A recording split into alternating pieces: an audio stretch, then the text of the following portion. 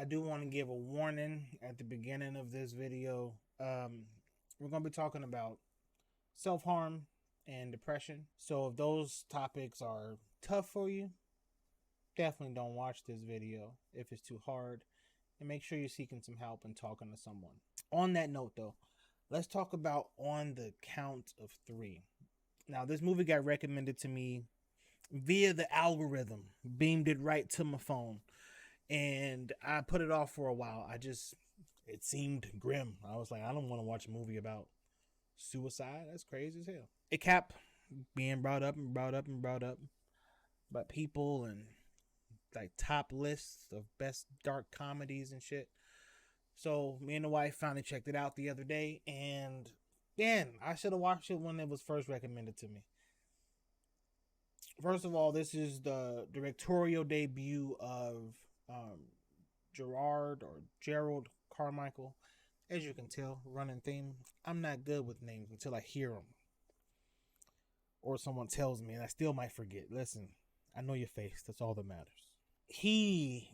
Man, oh man. Again, if you've been watch my other video, you know I love when a director can take their time. You don't need to rush through everything. You don't need fancy transitions and jump cuts every 2 seconds. Let their actors act. Let me, as the audience member, absorb it the way I do. Let me derive from it what I take. You don't have to force feed it down to me. And this movie is definitely not that.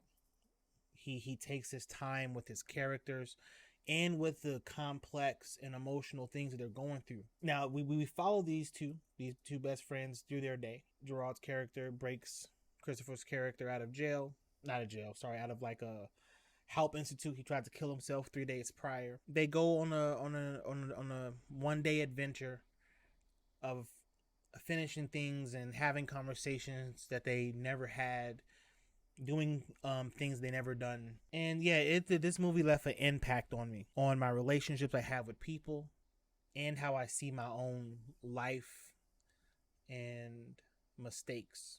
I don't think that life is easy by any stretch of the means, but I do think that the only reason it's so difficult most of the time is because we're in our own way. I can't name a single problem that has happened in my life that I wasn't in direct responsibility of. That if I had done something differently, if I had been more prepared, more knowledgeable, more mature, it wouldn't have happened.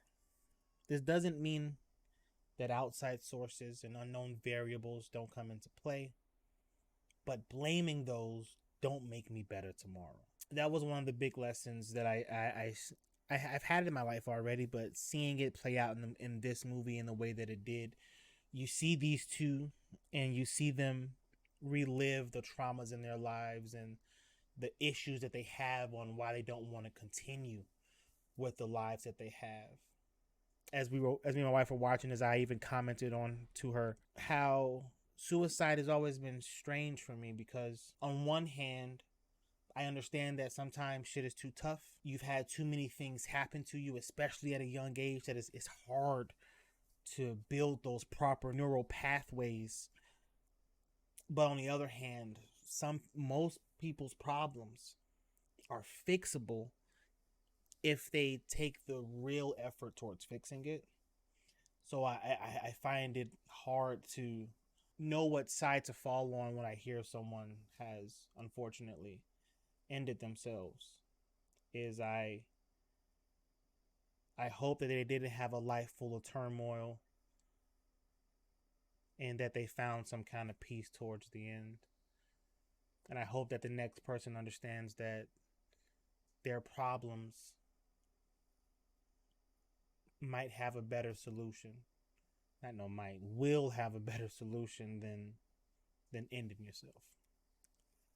And this movie explores that with both extremes, you know. You have Christopher's character who is dealing with long past traumas from his adolescence. The trailer shows a bit of it. And then you have Gerard's character who does have trauma from his past, but is wanting to kill himself because of the the things that his future is going towards. And I know that's the idea that for most people, you know, it's the scariest. Where am I going to be in 5 years? Where am I going to be? What kind of person will I be? You see his character struggle with that. This job he has, the relationships he has, the path to really being an adult is opening up in front of his eyes, and that's scary for him. Fear is crazy like that, ain't it though, dog? Like fear is fucking weird in the sense that it can be the greatest motivator you've ever had, and it also can be the thing that drags you to the bottom of the ocean. But I don't know. I think you can probably categorize most feelings that way. If you take it too far on the extreme, it can ruin your life, but ignoring it altogether will be you missing out on a immeasurable tool.